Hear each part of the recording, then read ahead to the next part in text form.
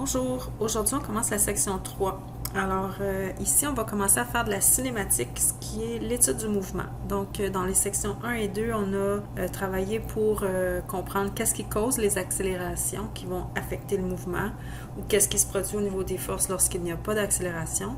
Maintenant on va regarder plutôt les effets de l'accélération ou d'un cas à vitesse constante sur le mouvement. On appelle ça la cinématique.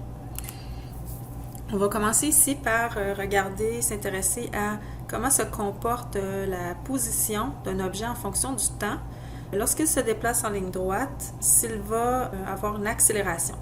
Donc, s'il a une accélération, on constate que la position évolue de façon parabolique par rapport au temps. C'est peut-être quelque chose que vous avez vu dans vos laboratoires si vous avez fait apparaître le graphique de position en fonction du temps. Donc, ça, c'est vrai lorsqu'il y a une accélération qui n'est pas zéro. Ici, on voit par exemple un cas où est-ce qu'on part avec une position à l'origine. Puis, la façon qu'on comprend ça, là, quand ici on a une demi-parabole, c'est que la position au début change lentement, après ça, elle change de plus en plus rapidement. Ça, c'est dû à la vitesse qui augmente. OK, alors si on veut calculer par exemple la vitesse, on a plusieurs options. Par exemple, on pourrait calculer la vitesse moyenne sur un intervalle de temps. Ce que vous venez de voir apparaître, c'est une droite qui représente cette vitesse moyenne pour l'intervalle de temps de 0,2 secondes à 0,8 secondes. Alors, vous voyez qu'elle traverse ici la fonction à ces points-là qui délimitent l'intervalle de temps.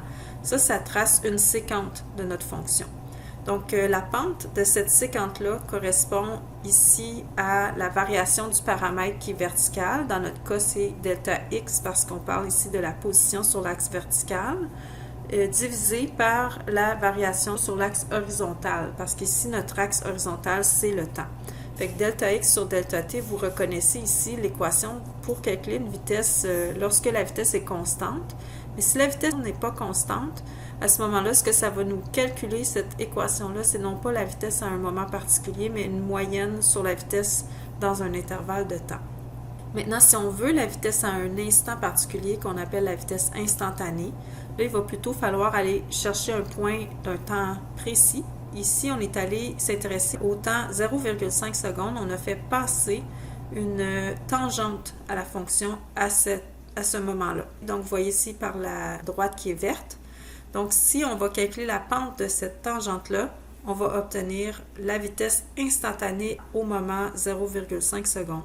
Remarquez que si vous faites le cours de mathématiques de calcul différentiel, ce calcul-là, si on travaille avec la fonction de la position en fonction du temps, il s'agit de faire la dérivée de notre fonction de position en fonction du temps, puis après ça, aller placer dans la fonction dérivée le paramètre de temps 0,5, puis là, on obtient la vitesse instantanée. C'est équivalent à ce qu'on vient de faire ici graphiquement.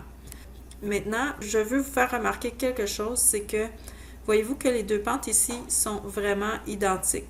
Ce n'est pas un hasard. Lorsque on travaille sur un intervalle de temps, puis qu'on calcule la vitesse moyenne par la séquente, si on va au milieu de cet intervalle de temps-là, on va constater que la vitesse instantanée au temps milieu correspond à la même vitesse que la vitesse moyenne sur l'intervalle.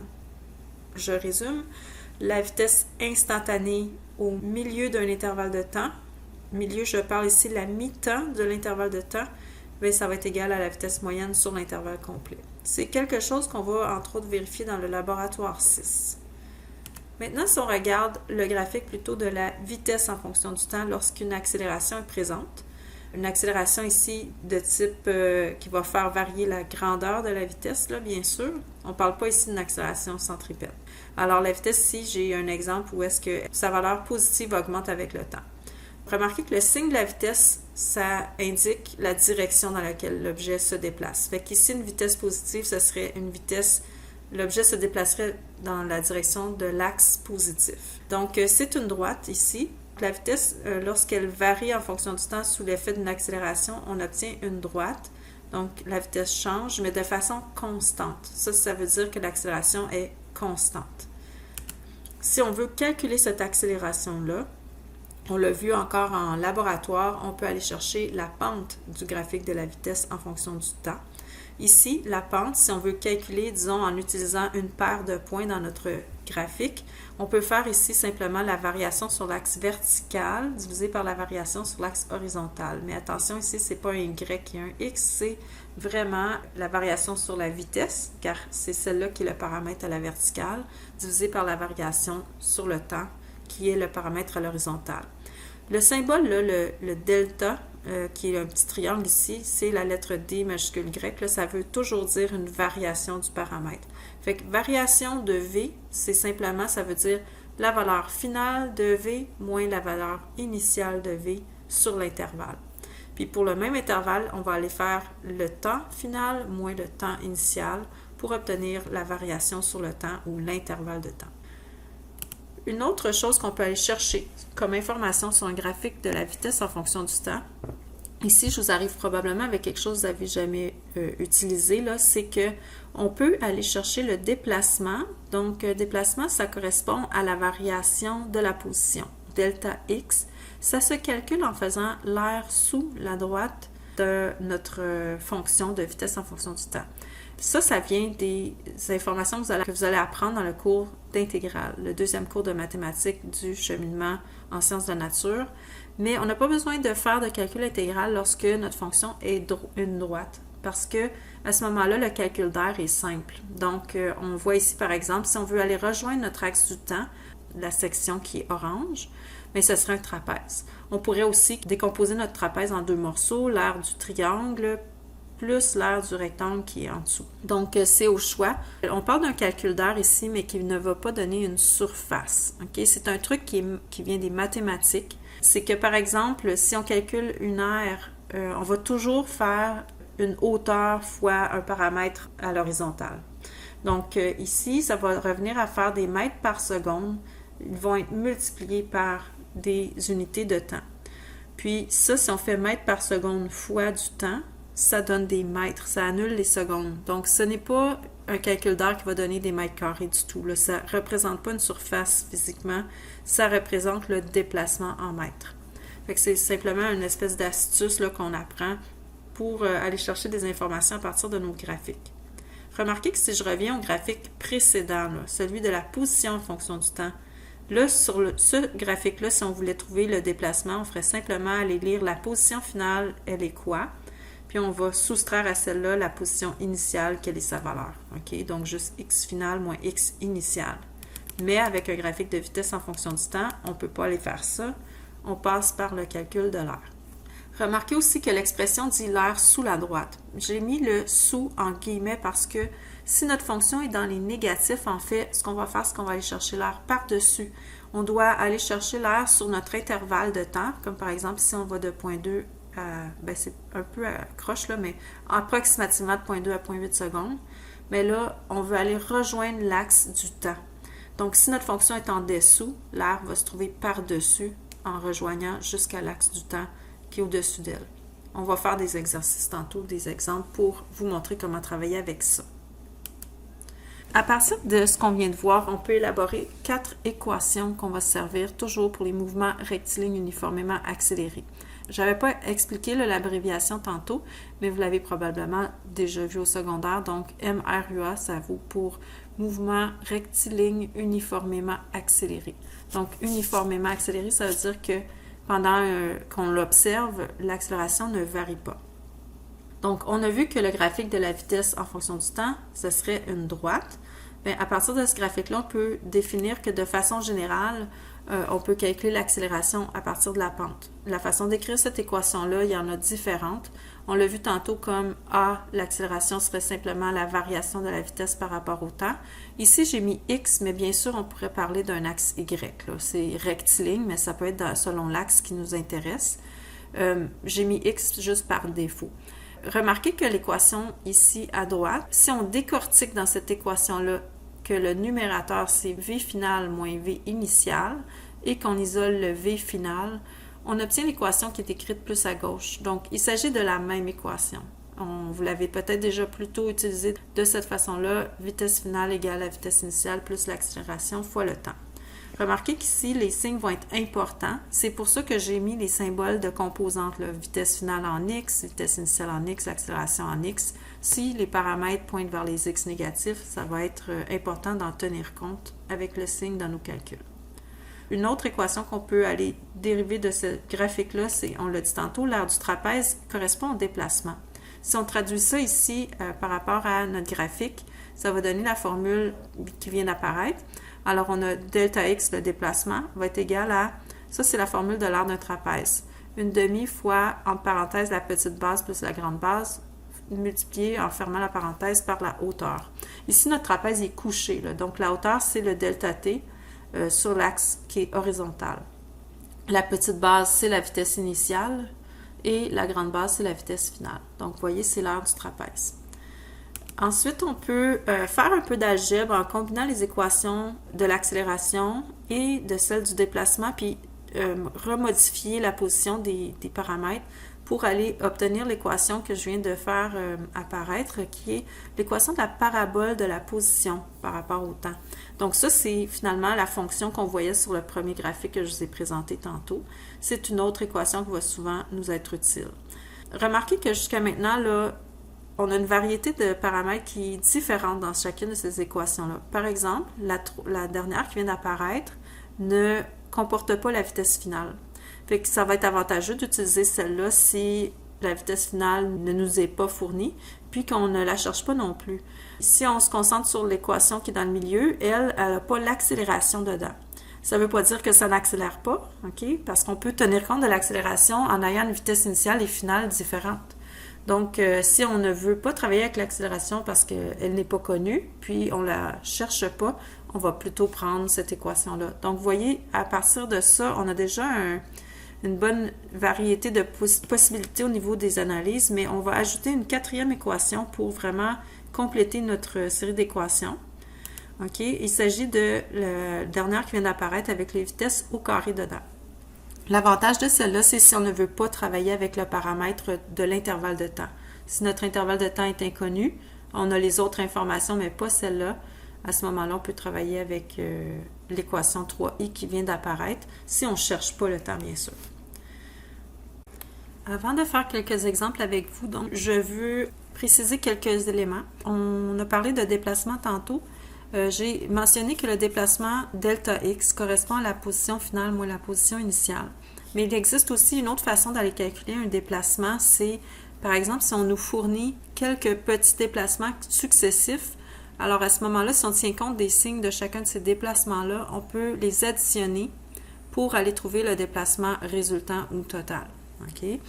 Autre chose aussi, c'est qu'au niveau des formules de vitesse moyenne, on a vu la vitesse moyenne correspond à delta x sur delta t lorsqu'il y a accélération. Mais il y a une autre chose qu'on va définir qui s'appelle la vitesse scalaire moyenne, ou VSM là, pour être plus précis. Remarquez que vitesse moyenne, souvent, on va juste écrire V. Mais quand on va utiliser la vitesse scalaire moyenne, ça, on va le préciser, le VSM. Pour comprendre la distinction entre les deux, il faut savoir c'est quoi la différence entre la notion de distance versus la notion de déplacement. Si on se déplace d'un point A à un point B, OK, donc dans une trajectoire qui n'est pas une ligne droite, le déplacement, ça va être vraiment une ligne droite du point A au point B, un vecteur, comme on l'a déjà vu, là, qui ne tient pas compte de tous les petits détours qu'on a fait. La distance, par contre, elle, c'est on va additionner tous les centimètres, les mètres là, qui ont été parcourus en tenant compte de la trajectoire. Donc, on suit les détours. Ça, c'est un paramètre, là, la distance qu'on va utiliser, le symbole D. Donc, la distance, c'est un scalaire. C'est toujours une valeur, en fait, qui est positive. On va accumuler, additionner les kilomètres ou les mètres, ou toutes les unités qui correspondent au chemin parcouru. Donc, la vitesse scalaire moyenne, c'est simplement la distance divisé par l'intervalle de temps sur laquelle on examine notre mouvement, tandis que la vitesse moyenne, elle, c'est vraiment le déplacement vectoriel ou en composante, là, si on travaille sur juste un axe, divisé par le temps. OK, voici le premier exemple qu'on va faire. Donc, on a un oiseau qui vole vers l'est et qui parcourt 100 mètres à 10 mètres par seconde d'abord, puis il fait demi-tour et vole pendant 15 secondes à 20 mètres par seconde. Là, ici, on va chercher la vitesse scalaire moyenne et la vitesse moyenne. On va premièrement se représenter le mouvement de l'oiseau. Là. Si on considère un axe des X qui pointe vers la droite, puis là, l'est est dans cette direction-là, alors l'oiseau, au début, il commence avec... il fait un premier intervalle de temps, numéro 1, donc delta t numéro 1, où est-ce qu'il se déplace vers la droite, vers l'est. On sait que ça va correspondre à 100 mètres en termes de distance, première distance parcourue. Puis ça va être à une vitesse 1 de 10 mètres par seconde. Là, je ne regarde pas encore la direction au niveau des signes, là, on va le regarder après. Là, ensuite, l'oiseau va faire demi-tour. Donc, à partir d'où est-ce qu'il est rendu, il va revenir. On ne sait pas trop s'il va revenir à son point de départ ou quoi. Mais on sait que là, ça va durer un deuxième delta T de 15 secondes. Pendant 15 secondes, il va se déplacer avec une vitesse numéro 2 de 20 mètres par seconde. Donc ici, on a deux intervalles où est-ce que la vitesse est constante pendant un certain temps. Donc, si on décortique nos informations, on a deux intervalles de temps, delta T1, delta T2. Le premier dure, on ne sait pas encore combien, okay? Mais le deuxième dure 15 secondes. Fait que là, ce qu'il faut comprendre, c'est que la vitesse est constante pendant le premier intervalle de temps et elle est constante pendant le deuxième intervalle de temps, mais elle n'est pas constante entre les deux moments, donc elle va changer abruptement. Lorsque la vitesse est maintenue constante, on peut dire qu'on peut utiliser la relation qui associe la vitesse à notre déplacement par rapport au temps. Donc là, on peut utiliser cette formule-là, mais il va falloir faire attention pour l'utiliser distinctement, là, séparément, pour les données de notre premier mouvement et les données de notre deuxième mouvement. Donc, par exemple, pour le premier intervalle, on a une vitesse V1 qui correspond à 10 mètres par seconde. Puis, on sait que notre déplacement, en fait, la vitesse aussi, je vais ajouter le fait que c'est une vitesse positive. C'est vers la droite, donc un plus 10 mètres par seconde. Et notre déplacement ici va être de 100 mètres vers la droite, donc plus 100 mètres ici. Là, c'est des mètres par seconde à gauche. Là, je vais l'écrire pour être clair. Puis, ici, je suis en train de réécrire l'équation, mais avec les informations que j'ai. Donc là, je n'ai pas delta T1, je vais pouvoir le calculer.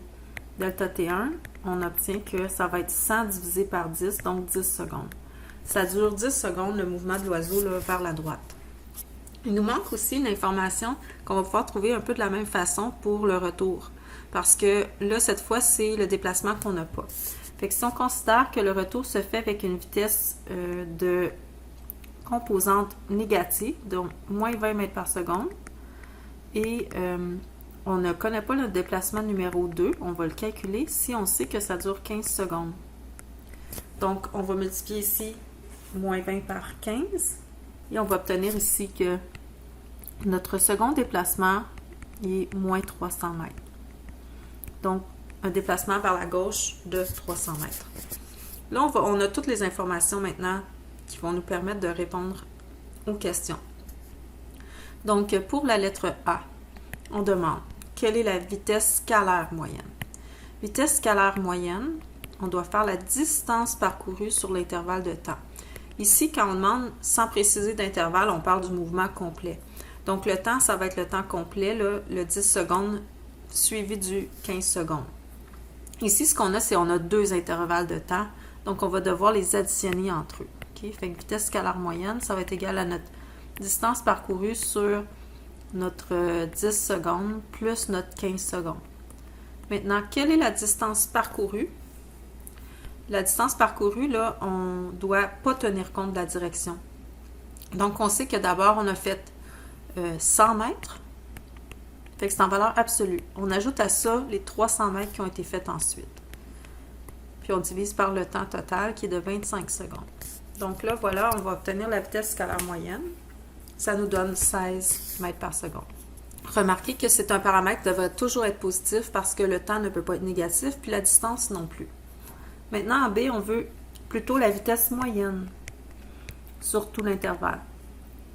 Alors là, à ce moment-là, il faut faire, pour trouver la vitesse moyenne, il faut faire delta x sur delta t, mais sur tout l'intervalle, tandis que tantôt on l'a appliqué sur l'intervalle 1 puis sur l'intervalle 2. Donc là, on a une façon de trouver nos déplacements à partir de petits déplacements. C'est qu'on va additionner le déplacement 1 plus le déplacement 2. Ça va nous donner le déplacement total, mais là, il va falloir tenir compte des signes. Puis, même chose pour le temps, on l'a déjà fait, là, mais on additionne les deux temps ensemble. Donc, notre déplacement 1, c'est plus 100. Après ça, on ajoute à ça le déplacement 2 de moins 300. Puis, on divise par le temps total déjà calculé, le 25 secondes. On obtient ici que la vitesse moyenne est de moins 8 mètres par seconde. Donc, très différente là, de la valeur de la vitesse scalaire moyenne qui a été obtenue.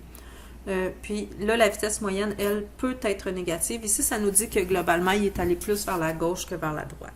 La prochaine question maintenant est un peu plus mathématique. On nous donne une fonction de position ici que vous voyez. Puis, on dit que la position est en mètres et le temps en secondes. On demande en A quelle est la vitesse moyenne entre 1 et 2 secondes. Donc, pour trouver la vitesse moyenne, encore une fois, on va reprendre notre définition. C'est le déplacement par rapport au temps. Donc, ça veut dire que ça nous prendrait ici, avec notre équation, on est capable d'aller chercher la position finale au temps final. On peut juste mettre le temps dedans puis le calculer, puis soustraire la position initiale. Et ensuite, on va diviser par l'intervalle de temps. Donc là, ce qui nous est donné, c'est un temps initial et un temps final. Donc, on va faire la même chose ici. On va soustraire le temps final moins le temps initial. Donc, commençons par aller chercher x final et x initial. Donc, x initial, ça va être égal à 40 moins 5 fois le temps initial qui était de 1 seconde, moins 5 fois 1 au carré. Donc, 40 moins 10 finalement, ça fait 30 mètres. La position finale, au temps final de 2 secondes, c'est 40 moins 5 fois 2, moins 5 fois 2 au carré. J'obtiens 10 mètres. Voilà, donc là, on peut poursuivre le calcul. La vitesse moyenne va être égale à notre position finale de 10, moins notre position initiale de 30, sur le temps final de 2 secondes, moins le temps initial de 1 seconde. On obtient moins 20 divisé par 1, et ça nous donne ici moins 20 mètres par seconde. Et maintenant, pour la question B, on veut trouver la vitesse instantanée au temps 2 secondes. Donc là, il faut revenir à notre équation. Je vais la retranscrire ici. X égale 40 moins 5t moins 5t carré. Ça, c'est notre fonction de la position. Si on veut la vitesse instantanée, on va d'abord devoir dériver la fonction pour obtenir la fonction de vitesse. Parce que la vitesse, ça va être égal, en fonction du temps, ça va être égal à la dérivée de x par rapport au temps. Ici, quand on va dériver, notre 40 ne sera plus présent. On va avoir ici moins 5, ne plus de t. Puis après ça, on a moins le 2, l'exposant 2 va multiplier le coefficient en avant, donc moins 10. Et le t va être maintenant à la 1. Voici notre fonction de vitesse, moins 5, moins 10t. Puis là, on veut la vitesse instantanée à 2 secondes. Donc, on va simplement ici insérer le temps de 2 secondes et on va avoir notre réponse. Donc, moins 5, moins 10 fois 2 et on obtient moins 25 mètres par seconde, précisément au temps de 2 secondes. Notre exemple maintenant 3C, on s'intéresse à un graphique pour commencer de la position en fonction du temps. Ici, on voit qu'il ne s'agit pas d'une parabole, fait que déjà là, on peut comprendre que c'est deux sections de droite, donc ce n'est pas un mouvement qui est accéléré. En fait, lorsque le mouvement est accéléré, la position correspond à des portions de parabole, mais si le mouvement se fait à vitesse constante, la position va se comporter comme une droite. C'est ce qu'on a ici. Donc, on demande, pour commencer, quel est le déplacement effectué pendant les 15 secondes. Là, ce qu'on a, c'est un graphique de la position en fonction du temps. Donc, on peut aller lire la position initiale, quelle est sa valeur, et la position finale. La position au temps initial, c'est 0. Et la position finale, ici, est, lorsqu'on arrive au dernier temps à 15 secondes, c'est moins 10 mètres. Donc, notre déplacement, c'est la variation de la position. Position finale moins initiale. Et ça va nous donner donc moins 10, moins 0. Ça fait moins 10 mètres. Après, on demande quelle est la distance parcourue pendant les 15 secondes. Là, c'est différent. Là, il faut vraiment suivre un peu le déroulement du mouvement, là. Donc, on voit que la personne ou l'objet part de l'origine, puis après 5 secondes, il s'est retrouvé à la position de 10 mètres. Donc, on va accumuler là, les petites distances qui ont été parcourues. On a d'abord une distance de 10 mètres qui a été faite. Après ça, l'objet est passé de 10 mètres à l'origine. Donc, il a refranchi les mêmes 10 mètres, mais en sens inverse. Sauf que pour la distance, on ne se préoccupe pas de la direction. Et ensuite, entre 10 et 15 secondes, il est passé de 0 comme position à moins 10 mètres. Donc, il a encore parcouru un autre 10 mètres. On en conclut qu'il a parcouru une distance de 30 mètres au total. Dernière question pour ce graphique-là, on demande quelle est l'accélération à 10 secondes. Si vous avez bien écouté ce que j'ai dit tantôt, vous avez compris qu'il n'y a pas d'accélération. On a un mouvement avec une vitesse constante entre 0 et 5 secondes. Puis là, tout à coup, la vitesse change abruptement. Puis on a un autre mouvement avec une autre vitesse constante de 5 à 15 secondes. Vous avez peut-être retenu, l'accélération, c'est la pente. Mais c'est la pente du graphique de vitesse, ce qui n'est pas ce qu'on a ici. Donc, en fait, c'est un petit peu un piège ici.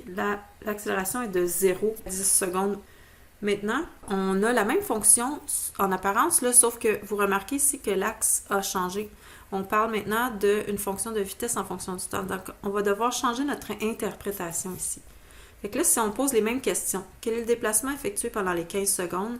Ce n'est plus du tout la même approche. Ici, on va devoir aller calculer l'air entre notre fonction puis l'axe du temps pendant les 15 secondes. Donc, vous voyez ici, je suis en train de la surligner en jaune. On va vouloir calculer l'aire de 3 triangles puis l'additionner ensemble. Donc, commençons par le premier ici. Je vais les numéroter. 1, 2, 3. OK? C'est 3 déplacements qu'on va ensuite devoir comme additionner. Alors, quand on calcule l'aire, comme je vous ai dit, c'est pas un calcul de surface, il faut tenir compte des signes aussi. Donc là, ici, les bases de triangle vont toujours être positives parce que le temps augmente. Fait que ça va de 0 à 5 secondes, donc c'est plus 5. Ensuite, de 5 à 10 secondes, cette base-là, ici, ça va être encore une valeur de 5 secondes. Puis 5 secondes ici. OK? Pour les hauteurs, on respecte le signe de la vitesse. Donc, ici, premier triangle, on va simplement faire la hauteur 10 mètres par seconde. On va multiplier par la base de 5 secondes. Puis on divise en 2 parce que c'est un triangle. Hauteur fois base sur 2. Voyez, nos unités ici, il va nous rester des mètres. OK? Ce ne sera pas des mètres carrés. Après ça, le deuxième triangle, on se doute qu'il va avoir la même grandeur. Là, on voit encore, il a une hauteur de 10 mètres par seconde positive, une base de 5 secondes, puis on divise en 2. Le troisième triangle, la distinction, c'est symétrique, là, mais la vitesse est négative. Donc, la hauteur ici, on considère qu'elle est de moins 10. Moins 10 ici, mètres par seconde, va être donc multiplié par le temps qui augmente encore 5 secondes positif sur 2. Donc, finalement, on obtient ici 10 fois 5 sur 2, donc 25, plus un autre 25, puis moins un autre 25. Donc, finalement, notre déplacement total est de 25 mètres et c'est positif. Donc, il faut tenir compte des signes ici. Ça nous indique qu'il s'est retrouvé 25 mètres plus à droite à la fin qu'au départ. OK, maintenant en B, on demande la distance parcourue pendant les 15 secondes. On n'a pas besoin de refaire tout un calcul ici. Simplement, on va réadditionner les petits déplacements, mais en les traitant en valeur absolue. Donc, cette fois, on obtient 75 mètres. Et on demande enfin l'accélération au temps 10 secondes. Là, cette fois, oui, on a un mouvement qui est accéléré. Pour calculer l'accélération, on fait l'équation du calcul de la pente, ce qui correspond à delta V sur delta T. Ou encore, on peut dire vitesse finale moins vitesse initiale sur le temps final moins le temps initial. Maintenant, quelles sont les valeurs finales et initiales? Là, c'est là que souvent les gens vont se tromper. On veut la valeur de l'accélération en 10 secondes, mais il faut qu'on utilise un intervalle de temps pendant lequel la pente est la même qu'à 10 secondes. Donc là, on a plusieurs options, là, mais c'est tout bon entre 5 et 15 secondes. Pour faire simple, je vais prendre que mon point initial ici, c'est à 5 secondes, puis mon point final, c'est à 15 secondes. OK? Alors ici, notre vitesse finale, c'est au temps 15 secondes. Ça va être de moins 10. On va ensuite soustraire la vitesse initiale qui, elle, est de 10. Et on va diviser par le temps final 15, moins le temps initial de notre intervalle, c'était 5. On obtient une accélération de moins 2 mètres par seconde carré. Le fait qu'elle est négative, vous voyez bien ici, la pente descend, c'est logique, c'est bien une pente négative. Donc, ça veut dire que notre accélération, c'est un vecteur qui pointe vers les x négatifs. OK, on va reprendre à l'exercice 3E. On va sauter le D. Donc, ici, on va regarder un mouvement d'une balle qui est lancée à partir d'une certaine hauteur, ici, de 1,35 m au-dessus du sol. La balle va monter de 70 cm par rapport à son point de départ, puis retomber par terre. Donc, tout se fait en une ligne droite. La balle monte par en haut, puis redescend au sol. On va vouloir tracer les 3 graphiques qui représentent le mouvement de la balle pendant qu'elle est dans les airs. Okay? Donc, la position en fonction du temps, la vitesse en fonction du temps, puis l'accélération en fonction du temps. Et on va considérer un axe des Y qui pointe vers le haut. Lorsqu'on travaille avec des phénomènes qui se passent dans la gravité, là, sous l'effet de l'accélération gravitationnelle, on revient toujours à des axes traditionnels, okay? Des plans cartésiens horizontal et vertical avec l'axe des Y par en haut. On va considérer que quand l'objet est libre dans les airs, il a une composante d'accélération qu'on connaît. C'est la valeur moins 9,8, l'accélération gravitationnelle terrestre. Okay? Donc là, je parle de sa composante par rapport à un axe qui est conventionnel, Y vers le haut. Donc, on oublie là, la convention de faire pointer l'axe des X dans le sens de l'accélération. Ça, c'est quand on travaille en dynamique qu'on fait ça. Donc, on va commencer par le graphique le plus simple. Parce que je viens de le mentionner, l'accélération ici est constante. Dès que la balle quitte la main, puis qu'elle est libre dans les airs, c'est là que son mouvement nous intéresse. L'accélération qu'elle subit, c'est l'accélération gravitationnelle de moins 9,8. Donc, on connaît ça. Ça ne va pas nous être dit dans chaque exercice où est-ce qu'un objet est dans les airs. Il faut que vous le sachiez. Ensuite, aussi, il faut savoir que tous les mouvements qu'on va analyser, on va négliger le frottement de l'air à moins d'indications contraires. Puis c'est quand même assez réaliste quand on travaille avec un objet là, qui ne va pas à très grande vitesse, puis une balle qui n'est pas trop légère. Là. Maintenant, le prochain graphique qu'on va faire, c'est celui de la vitesse en fonction du temps. Donc, ce qu'on sait, en fait, là, quand le mouvement de la balle se fait, elle va monter, elle va ralentir pour atteindre un point le plus élevé, puis ensuite, elle va redescendre en accélérant. Fait qu'on sait d'abord que le signe de la vitesse va d'abord être positif pendant que ça monte, puis ensuite va être négatif pendant que ça descend. Au sommet, on va atteindre la vitesse de 0 avant que ça réaugmente négativement. Donc, voici le graphique que ça va donner. Au départ, la vitesse n'était pas 0 parce que lorsque la balle a quitté la main, si elle a commencé à monter, c'est qu'on lui a donné une vitesse initiale en la lançant. Donc, quand elle quitte la main, elle a une vitesse initiale vers le haut. Autrement, elle serait juste tombée. Donc, on a une vitesse positive qui n'est pas 0 au début. La vitesse qui est dirigée vers le haut, donc positive, diminue. On atteint le sommet. Puis là, ça devient une vitesse négative de plus en plus grande. Le dernier graphique qu'on va faire, c'est la position en fonction du temps. Là, dans votre cahier, je ne pense pas que vous avez les graphiques un par-dessus l'autre, mais moi, je vais mettre ici un pointillé pour indiquer qu'est-ce qui se produit au moment où on atteint le sommet avec la vitesse de 0. Je vais le matcher, là, disons, pour mon graphique de position en fonction du temps. Donc, la position, ici, comme j'ai dit, on prend un axe conventionnel de Y par en haut. Puis, on sait qu'on part à une position initiale de 1,35. Donc, ça part d'une certaine valeur ici au-dessus de notre origine. Puis, ça va atteindre le sommet 70 cm plus haut. Si on fait le calcul, ça donne une hauteur par rapport au sol qui va être rendue 2,05 m. Donc, le sommet va être atteint au moment où la vitesse est de 0. Et ça redescend jusqu'au sol. Donc ici, vous voyez la forme de ce graphique-là, c'est une parabole, mais ça ne veut pas dire que la balle est envoyée en trajectoire parabolique. Ici, on a vraiment une trajectoire verticale, mais quand on transpose ça, puis on fait évoluer le temps, puis on regarde comment la hauteur se comporte par rapport au temps, on constate que c'est une fonction parabolique. La deuxième question qui nous est posée, c'est de calculer le déplacement de la balle. On va voir deux façons de le faire. Je vais faire une représentation de ce qui se produit. Là. La balle va d'abord, on nous a dit qu'elle va d'abord monter de 70 cm. Ensuite, elle va redescendre jusqu'au sol. Donc, elle va reparcourir les 70 cm. Puis, elle va tomber 1,35 m plus bas qu'elle a été lancée. Donc, attention, là, ici, on ne veut pas juste additionner ces valeurs-là si on veut chercher le déplacement. Ce ne sera pas égal à la distance. Là, si je vous montrais, mettons, la distance, là, mais c'est pas ça qui est demandé. On ferait juste la somme des trois valeurs, petits segments là, que la balle va parcourir, puis on obtient ici une distance de 2,75 mètres. Ça, c'est pas la réponse. Ce qu'on veut, c'est le déplacement. Le déplacement, il ne tient pas compte du détour que la balle fait en montant puis en redescendant jusqu'à la main. Ben, jusqu'à où était la main au départ. Il veut juste relier le point de départ au point d'arrivée. Donc, deux façons de calculer le déplacement, c'est les suivantes. Premièrement, on peut prendre l'approche, faire la position finale moins la position initiale, en supposant ici que notre 0, c'est au sol. Donc, la position finale va être donc à 0.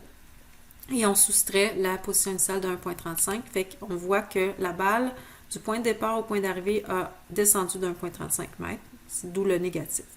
L'autre façon de parvenir à calculer le même déplacement, c'est d'additionner les petits déplacements qu'on a illustrés, mais en tenant compte du signe. Donc, quand ça va se diriger vers le haut, on va mettre un plus et vice-versa. Donc, ici, on va avoir la balle qui va faire plus 0,7, ensuite moins 0,7 mètres, puis moins 1,35 mètres. Ça nous donne la même chose, le déplacement de la balle pendant tout le mouvement, c'est moins 1,35 mètres. Vous remarquez donc que ça ne dépend pas du détour que la balle a fait là, au-dessus, puis après c'est redescendu vis-à-vis son point de départ. C'est vraiment du point de départ au point d'arrivée. En C, on va aller chercher maintenant à quelle vitesse initiale la balle a été lancée. Parce qu'on a dit tantôt que si elle a monté, c'est qu'elle avait une vitesse initiale positive, mais on ne sait pas c'est quoi. Donc, on va analyser le mouvement. Là, je vais regarder l'ascension de la balle. Pourquoi je vais regarder juste son ascension? C'est que j'ai une information que je peux utiliser, que je connais, c'est que quand elle va avoir monté de 70 cm puis arriver au sommet, sa vitesse va être de 0. Donc, mes données, voici ce qu'elles sont, là, ce que j'ai comme information. Je vais regarder ici, je vais considérer le déplacement vers le haut de plus 0,7 m. Et ce déplacement-là se fait sous l'action de l'accélération gravitationnelle, qui est une composante d'accélération moins 9,8 mètres par seconde carré. Et la vitesse finale, lorsqu'on atteint le sommet, c'est 0. Donc là, je regarde parmi mes équations. Vous vous rappelez les 4 équations qu'on a vues tantôt, là, laquelle me permettrait ici d'arriver le plus directement possible à la vitesse initiale. Pour faire mon choix, là, c'est que je pourrais remarquer ici que je ne m'intéresse pas à calculer le temps que ça prend. Puis je ne le connais pas. Donc, je vais prendre l'équation, la seule qui n'a pas le delta t dedans, c'est celle avec les vitesses carrées. Voici l'équation. Là, je mets mes informations dedans.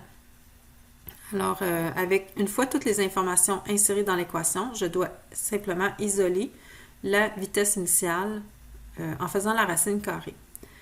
Donc, quand on va faire la racine carrée, remarquez bien que la calculatrice nous donne toujours un positif si on fait racine carrée d'une valeur. Mais il est possible qu'on ait multiplié deux chiffres négatifs ensemble pour obtenir la même chose. Donc, il faut toujours être conscient que quand on prend la racine carrée, la solution pourrait être un négatif. Ici, on sait que c'est positif parce que la balle a été lancée vers le haut. Selon notre axe, c'est le positif. Mais il faut vraiment s'arrêter à cette décision-là et s'y pencher là, parce que des fois, ça va être le négatif qu'il va falloir retenir, mais même si la calculatrice ne vous le dit pas. Là. La vitesse initiale, c'est 3,70 mètres par seconde, une composante positive. Ça reflète là, la valeur ici du premier point dans le graphique vitesse en fonction du temps. On ne connaissait pas cette valeur-là, maintenant on la connaît. Maintenant, on va aller s'intéresser à trouver la vitesse finale, la vitesse à laquelle la balle percute le sol. Donc là, il faut comprendre aussi qu'on ne veut pas que vous dites que la vitesse finale est 0. Okay? On veut la vitesse au moment où la balle arrive au sol. Et cette vitesse-là est grande. Okay? Elle va frapper le sol avec une grande vitesse. On cherche la composante est égale à quoi? Et l'intensité de la vitesse. On cherche donc la vitesse d'impact. Là, on a différentes options. Je vais vous montrer deux types de calculs qu'on pourrait faire. Okay? Parce que on n'est pas obligé de travailler toujours sur le même intervalle. Si on pourrait dire, par exemple, on part de notre sommet, on sait que la vitesse en haut, c'est 0, puis là, on regarde la descente de la balle. Mais on pourrait aussi regarder le mouvement au complet. On pourrait dire, à partir de la main, avec la vitesse qu'on vient de trouver, bien, quelle est sa vitesse finale rendue au sol. On a le choix ici parce que l'accélération est en tout temps la même. Donc, on peut varier quels sont les paramètres initiales et finales qu'on utilise. Si je considère la descente seulement, pendant ma descente ici, ça va correspondent à un déplacement, je vais additionner mes deux déplacements par en bas. Donc, un premier de moins 0,7 m, puis j'additionne à ça un deuxième déplacement de moins 1,35 m.